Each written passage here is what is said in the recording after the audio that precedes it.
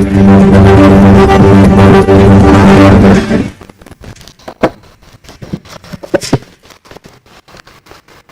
rendu de la 68e réunion du Conseil des ministres. Le président de la République, chef de l'État, a présidé ce vendredi 9 septembre 2022 par visioconférence la 68e réunion du Conseil des ministres. 5 points étaient inscrits à l'ordre du jour, à savoir 1. Communication du président de la République, chef de l'État. 2. Points d'information. 3. Approbation d'un relevé des décisions du Conseil des ministres. 4. Examen et adoption des dossiers. 5. Enfin, examen et adoption de textes. La communication du président de la République a porté sur 3 points principaux, à savoir 1. De la participation de notre pays au sommet sur l'adaptation au changement climatique tenu à Rotterdam. Le président de la République a fait le point de sa participation au sommet sur l'adaptation au changement climatique tenu à Rotterdam du 5 au 6 septembre dernier. Il a rappelé au cours de ses différentes prises de parole le rôle crucial et central que joue la République démocratique du Congo dans la protection du climat. Le président de la République a également fait un plaidoyer sur la nécessité pour les pays pollueurs de respecter leurs engagements pour permettre aux pays africains d'être plus résilients face aux conséquences du changement climatique. Avec le Premier ministre des Pays-Bas, il a spécifiquement évoqué la nécessité du transfert de technologies dans les domaines de l'agriculture climato-résiliente pour permettre aux pays africains de produire et de répondre aux besoins urgents de leur population. Face à l'urgence d'agir pour protéger nos populations de la menace climatique, le président de la République a appelé à une évaluation approfondie de nos politiques et engagements, ainsi que de l'efficacité et l'effectivité de leur mise en œuvre. Il a invité le gouvernement à diligenter dans l'immédiat une évaluation de l'ensemble des résolutions gouvernementales dans les secteurs impactés par la problématique climatique. Par ailleurs, le président de la République a salué les efforts entrepris pour une participation accrue de notre pays à l'agenda climatique global, comme en témoigne l'organisation de la réunion de scientifiques à Yangambi et l'organisation de la pré-COP 27 prévue au mois d'octobre prochain à Kinshasa. Les équipes gouvernementales ont été chargées de mieux préparer l'offre en matière de solutions climatiques, traduisant ainsi notre volonté d'être un pays solution muni de projets concrets et mobilisé de ce fait, renforcé de partenariats gagnant-gagnant lors de la prochaine COP qui se tiendra en Égypte. Le deuxième point de la communication du président de la République a porté sur la perturbation du marché intérieur de produits pétroliers. Face à la perturbation de l'offre du carburant, particulièrement dans la zone ouest à Kinshasa, conséquence du conflit russo-ukrainien sur le marché mondial, le président de la République a chargé le gouvernement de mener de nouvelles actions afin de réduire la pression sur les finances publiques et sur le revenu des entreprises, tout en garantissant la disponibilité du carburant aux consommateurs à la pompe. Ces actions consistent notamment à renforcer le rôle moteur de la Société pétrolière nationale dans la sécurité des approvisionnements du pays, à remettre la Société congolaise des industries de raffinage SOCIR dans sa fonction première de raffinage du pétrole brut, lourd et léger. Nettoyer sans complaisance la structure de prix, et ce dans les plus brefs délais. Réqualifier les fonctions et la gestion du stock stratégique et du stock de sécurité. Le président de la République a rappelé que le stock stratégique devait être reconstitué en nature et garantir un approvisionnement du marché national pendant au moins 60 jours lors d'une période de crise comme celle en cours. Le Premier ministre a été chargé de s'assurer que toutes les dispositions et actions sont prises afin de résorber cette situation de rationnement de carburant à la pompe avant le prochain Conseil des ministres. 3. De l'opérationnalisation du Fonds de services universel. La loi cadre numéro 013-2002 du 16 octobre 2002 sur les télécommunications en République démocratique du Congo, telle que modifiée et promulguée en 2020, institue le Fonds des services universels, qui est alimenté à hauteur de 3% des revenus bruts générés par les opérateurs des télécommunications. Le président de la République a rappelé que l'objectif poursuivi par ces dispositifs est d'offrir à la majorité de la population congolaise l'accès à la téléphonie mobile à la faveur des actions multiformes amenées par un organisme qui bénéficierait de ces moyens pour ce faire. La non-mise en œuvre de ces dispositifs empêche ainsi toute gestion effective de fonds collectés, suivant les modalités prévues par la loi précitée. C'est ainsi que le Premier ministre a été encouragé d'activer efficacement les processus de matérialisation de ce fonds dans un délai raisonnable en tenant compte de l'actuelle configuration de l'écosystème numérique. Cela aura l'avantage d'optimiser la mobilisation de moyens nécessaires au financement des infrastructures devant favoriser l'accès de tous les citoyens aux technologies de l'information et de la communication à des conditions financièrement abordables qui se trouvent sur le territoire national. Intervenant à la suite de la communication du président de la République, le Premier ministre chef du gouvernement a attiré l'attention du Conseil sur quelques points, notamment les problèmes de la pénurie de carburant dans le pays, en rappelant les instructions qu'il a données au ministre du Budget, des Finances et des Hydrocarbures pour le suivi et la mise en œuvre de mesures urgentes qui ont été prises, dont les effets sont attendus dès les milieux de la semaine prochaine ou plus tard.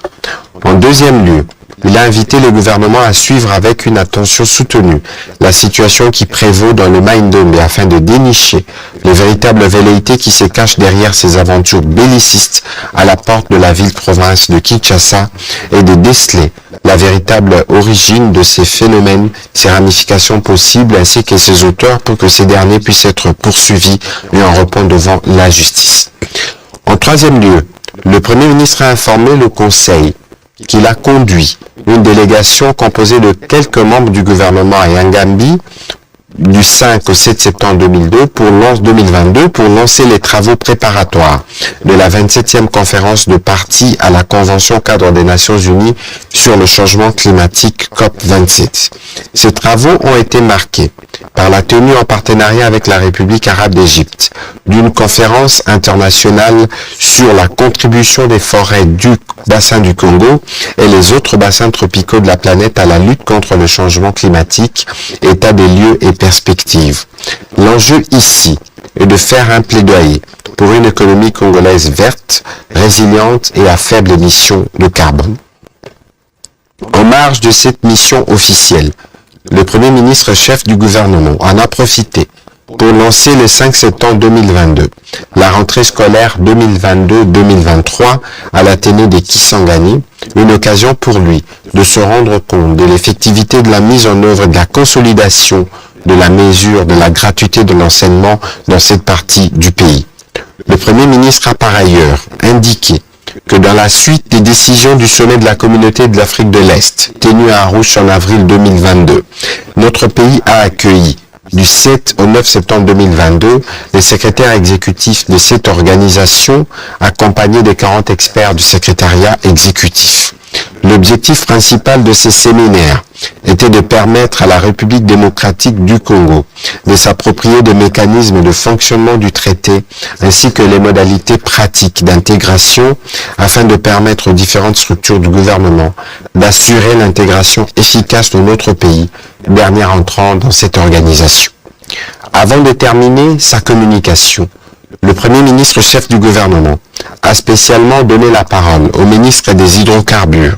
Ce dernier a rassuré le Conseil de la levée de la mesure de contingentement dans la distribution du carburant qui frappait la ville de Kinshasa depuis quelques jours. Cette décision salvatrice fait suite aux efforts déployés par le gouvernement pour accélérer l'approvisionnement de la zone ouest du pays en carburant. Il a indiqué que les prochaines livraisons attendues arrivent plus tôt que prévu initialement, permettant ainsi un retour à la normale quant au volume de carburant disponible à la pompe. C'est donc une bonne nouvelle pour le consommateur de Kinshasa, qui était affecté par cette difficulté conjoncturelle qui vient de trouver son dénouement. Et le gouvernement maintient ses efforts pour maîtriser les effets et autres chocs exogènes résultant notamment de la guerre en Ukraine.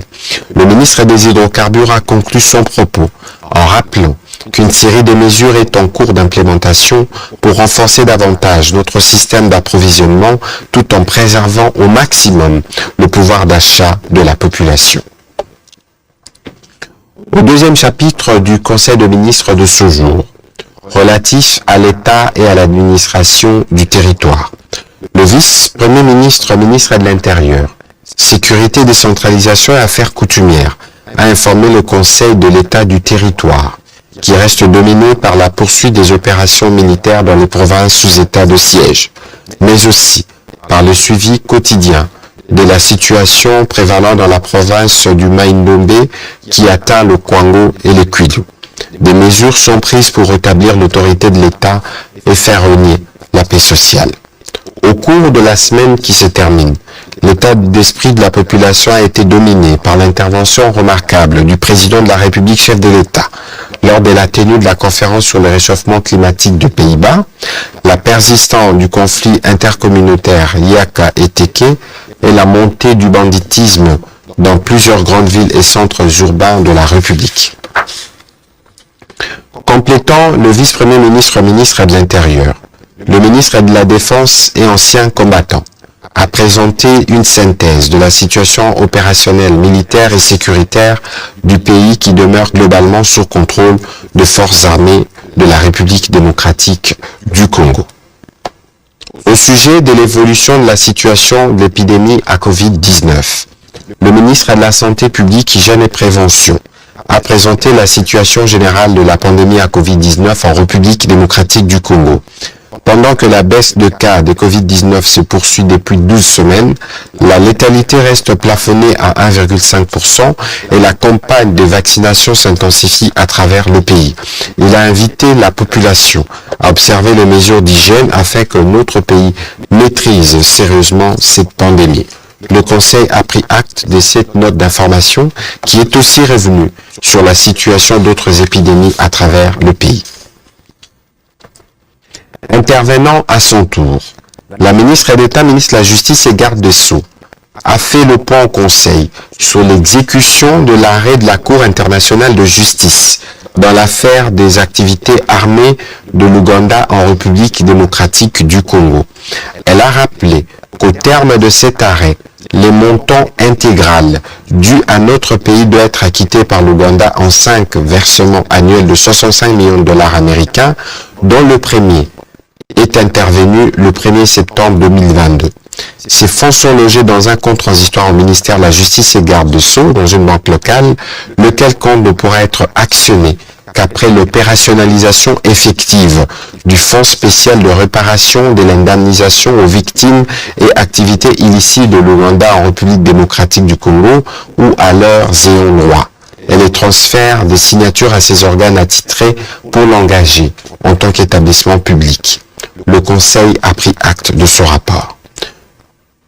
Deux autres rapports concernant cette fois-ci les secteurs de transport et de voies de communication et des désenclavements. Le ministre des Transports, voies des communications et des désenclavements, a présenté au Conseil 2 rapports consécutivement aux orientations du président de la République, faites lors de la 66e réunion du Conseil de ministres tenue le 26 août 2022. Le premier a porté sur les travaux de construction de 2 bateaux baliseurs d'affluents de la Régie de voies fluviales RVF à Kindu et à Kongolo. À ce sujet, le ministre a informé le Conseil que dans le cadre du projet de transport multimodal PTM financé par la Banque mondiale, la RVF avait bénéficié de l'acquisition de 2 baliseurs d'affluents qui devaient être construits sur 2 sites au port de la Société nationale de chemin de fer du Congo SNCC à Kindu et à Kongolo par l'entreprise JGH Marine AS du Danemark. Ces ouvrages devraient desservir le bief moyen supérieur du fleuve Congo. L'achèvement de la construction de ces bateaux procède de l'effort de matérialiser la vision du président de la République pour l'édification d'un État prospère et solidaire pour le bien-être de la population du Maniema et des Tanganyika à travers le développement économique et social. La fin de travaux interviendra dans 3 mois, bien que l'entreprise marine ait renoncé à les poursuivre. Pour ce faire, le ministre a sollicité du gouvernement la mise à disposition de moyens financiers restants pour la finalisation de 10 travaux. Le second rapport a concerné la situation alarmante de la compagnie nationale Congo Airways, de l'état des lieux mettant en exergue de nombreuses difficultés opérationnelles et techniques et structurelles auxquelles cette société fait face. Le ministre des Transports a présenté le plan de sortie de crise, ainsi que le plan de stabilisation assorti des mesures et d'activités ciblées en vue de la restructuration et de la relance de cette compagnie. Il a été complété par le ministre d'État, ministre du Budget et le ministre des Finances. Des propositions stratégiques ont été faites d'une part pour garantir la construction des bateaux baliseurs et d'autre part pour sortir Congo Airways de sa situation alarmante actuelle. Le Conseil a pris acte de ces 2 rapports. À son tour, la ministre de l'Emploi, Travail et Prévoyance sociale a présenté au Conseil une note d'information sur le lancement de la réforme de l'Inspection générale du travail. Elle a rappelé que lors de la réunion du 6 mai 2022, le gouvernement de la République avait adopté le plan de concrétisation de la réforme de l'Inspection générale du travail assorti d'un budget prévisionnel pour sa matérialisation d'un chronogramme d'activité. La ministre d'Emploi, Travail et Prévoyance sociale a indiqué qu'un premier décaissement a été effectué et couvrira les activités de l'atelier consacré à l'élaboration et à la production des référentiels de compétences liés à chaque poste. En sollicitant du Conseil l'autorisation de procéder au lancement des activités liées à la réforme du 16 septembre 2022, la ministre de l'Emploi, Travail et Prévoyance sociale a signalé que cette réforme permettra de mettre fin au désordre dans les secteurs du travail, de consolider la paix sociale et d'accroître les recettes publiques. Le Conseil a pris acte de cette note d'information. Au 3e chapitre du Conseil de ministres de ce jour, relatif à l'approbation d'un relevé des décisions du Conseil de ministres, le Conseil de ministres a adopté le relevé des décisions prises lors de la 67e réunion tenue le vendredi 2 septembre 2022. Au 4e chapitre relatif à l'examen et à l'adoption de dossiers. Un dossier. Il s'agit du dossier portant sur la relance de la société textile de Kisangani, Sotexki. Le ministre de l'Industrie a présenté au Conseil le dossier relatif à la relance de la société textile de Kisangani, Sotexki.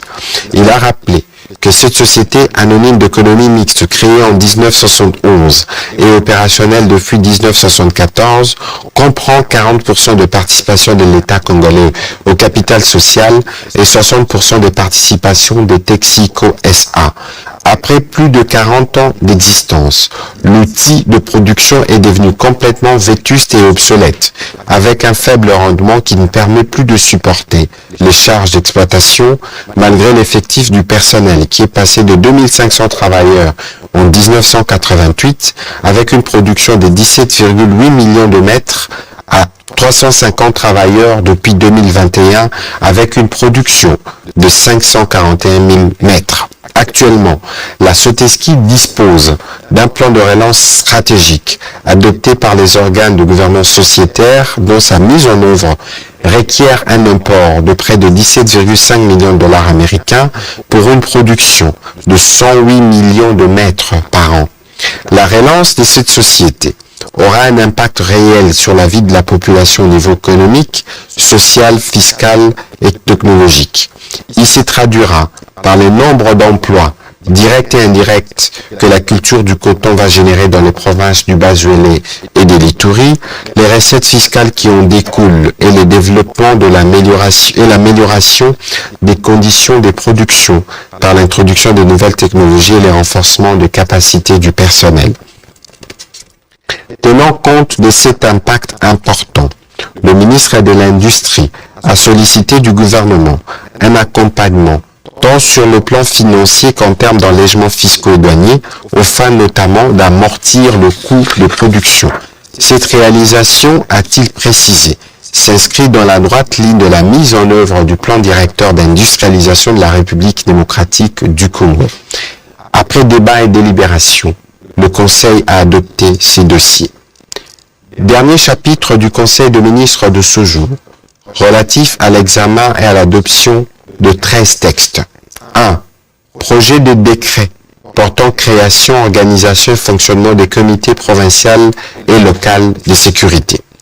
Le vice-premier ministre, ministre de l'Intérieur, Sécurité, décentralisation et affaires coutumières, a soumis au Conseil un projet de décret portant création, organisation et fonctionnement des comités provinciaux et locaux de sécurité. Ce texte a été élaboré pour répondre à la nécessité de doter les comités provinciaux et locaux de sécurité d'un cadre juridique approprié en vue d'améliorer la gouvernance sécuritaire dans les provinces, les entités territoriales décentralisées et les entités territoriales déconcentrées par une approche participative associant la population à travers les acteurs non étatiques. Il a indiqué que ces comités provinciaux et locaux de sécurité constituent des instances importantes pour la matérialisation des 6 principales fonctions de la politique de défense et de sécurité, à savoir la connaissance, la prévention, l'anticipation, la dissuasion, la protection et l'intervention. L'objectif poursuivi est de concrétiser la réforme de l'armée de la police nationale, ainsi que l'humanisation des services de renseignement. L'application de ces décrets va résoudre les difficultés dans l'organisation et le fonctionnement des structures de gouvernance sécuritaire, tant au niveau provincial que local, de permettre d'anticiper efficacement sur les menaces sécuritaires, prévenir et résoudre durablement les problèmes sécuritaires. Après débat et délibération, le Conseil a adopté ce projet de décret. 2. Projet d'ordonnance-loi portant autorisation de la prorogation de l'état de siège. La ministre d'État, ministre de la Justice et garde des Sceaux, a soumis au Conseil le projet de loi autorisant la prorogation de l'état de siège dans les provinces de l'Ituri et du Nord Kivu pour une période de 15 jours prenant cours à partir du 14 septembre 2022. Après débat et délibération, le Conseil a adopté ce projet d'ordonnance-loi. Projet de politique de défense de la République démocratique du Congo. Le ministre de la Défense nationale et ancien combattant a présenté au Conseil le projet de politique de défense de la République démocratique du Congo. Il a indiqué que ce document reprend les grandes options et principes politiques, stratégiques et militaires en vue d'assurer la défense de notre pays. Il établit aussi les piliers majeurs sur lesquels sera ensuite défini et bâti le tronc organisationnel et fonctionnel de notre armée. La mise en œuvre de la politique de défense devra se faire dans un cadre logique des 6 fonctions stratégiques classiques, à savoir la connaissance, la prévention, l'anticipation, la dissuasion, la protection et l'intervention. Des passerelles fonctionnelles, permanentes, formelles, devront être établies entre la défense militaire et la défense civile en vue d'une défense globale performante. Le ministre de la Défense nationale et ancien combattant a précisé que les lois et textes réglementaires actuels de la défense et forces armées de la République démocratique du Congo devront être adaptés en conséquence. Après débat et délibération, ce projet de politique de défense nationale a été adopté. 4. 9 projets de textes relevant du ministère des Finances. Le ministre des Finances a présenté au Conseil 9 projets de textes à son examen et à son approbation. Il s'agit, le premier a concerné le projet de loi de ratification de l'accord de crédit numéro 71-1/ZR du 1er juin 2022 conclu entre l'Association internationale de développement et la République démocratique du Congo au titre du projet d'autonomisation des femmes d'entrepreneurs et mise à niveau des PME pour la transformation économique et l'emploi transforme. Ces crédits est d'un montant de 150 millions de dollars américains. Le second texte apporté sur le projet d'ordonnance portant approbation de l'accord de don numéro E028-ZR du 1er juin 2022, conclu entre l'Association internationale de développement et la République démocratique du Congo au titre du projet d'autonomisation des femmes entrepreneurs et mise au niveau de PME pour la transformation économique et emploi. Les montants irrélatifs est de 150 millions de dollars.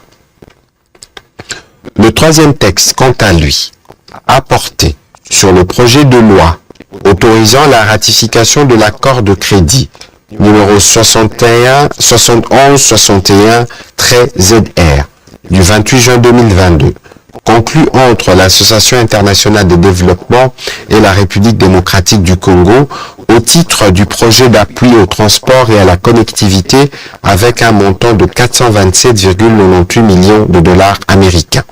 Le quatrième texte a concerné le projet d'ordonnance portant approbation de l'accord de don numéro E0850-ZR du 28 juin 2022, conclu entre l'Association internationale de développement et la République démocratique du Congo au titre du projet d'appui au transport et à la connectivité.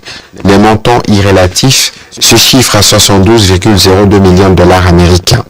Le cinquième texte était celui du projet de loi autorisant la ratification de l'accord de crédit numéro 2-70-66-ZR du 1er juin 2022, conclu entre l'Association internationale de développement et la République démocratique du Congo au titre du projet d'accès, de gouvernance et des réformes des secteurs de l'électricité et de l'eau. Il a été consenti à hauteur de 300 millions de dollars américains. Le sixième texte a été celui relatif au projet d'ordonnance portant approbation de l'accord de don numéro D989-ZR du 1er juin 2022, conclu entre l'Association internationale de développement et la République démocratique du Congo au titre du projet d'accès, de gouvernance et de réforme des secteurs de l'électricité et de l'eau. Il a été approuvé à hauteur de 300 millions de dollars américains. Le septième texte a concerné le projet de loi autorisant la ratification de l'accord de crédit numéro 71-52-ZR du 16 juin 2022, conclu entre l'Association internationale de développement et la République démocratique du Congo au titre du financement additionnel du projet multisectoriel de nutrition et de santé. Le montant irrélatif est de 25 millions de dollars américains. Le huitième texte a été celui relatif au projet d'ordonnance portant approbation de l'accord de don numéro TF0B 886-31 d'un montant de 9 millions de dollars américains, conclu le 16 juin 2022 entre l'Association internationale de développement et la République démocratique du Congo au titre du financement additionnel du projet multisectoriel de nutrition et de santé. Le neuvième et dernier texte a porté sur le projet d'ordonnance portant approbation de l'accord de don numéro E0720-ZR d'un montant de 25 millions de dollars américains, conclu le 16 juin 2022 entre l'Association internationale de développement et la République démocratique du Congo au titre du financement additionnel du projet multisectoriel de nutrition et de santé. Par ailleurs, le ministre des Finances a également saisi le Conseil sur l'urgence de faire approuver par les deux chambres du Parlement la loi anti-blanchiment et la nouvelle loi bancaire d'ici la fin du mois de septembre, afin de réduire le risque pour notre pays d'être classé sur la liste grise du groupe d'action financière GAFI. Après débat et délibération, ces 9 projets de texte ont été adoptés. Cinquième et dernier texte. Un projet de loi relevant du ministère des Droits humains. Le ministre des Droits humains, représenté par le ministre du Numérique, a présenté au Conseil le projet de loi fixant les principes fondamentaux relatifs à la protection et à la réparation des victimes de violences sexuelles liées au conflit et des victimes des crimes contre la paix et la sécurité de l'humanité. Ce texte, a-t-il expliqué, fixe les modalités de protection judiciaire, administrative et sociale et des réparations au profit de ces victimes. Et il s'applique aux faits commis à partir de 1993. Le ministre des Droits humains a conclu sa présentation en rassurant que l'application de ces textes va garantir aux victimes et leurs ayants droit des mécanismes adéquats et adaptés pour accéder à la justice et à la réparation en vue de leur réinsertion ou de leur relèvement communautaire.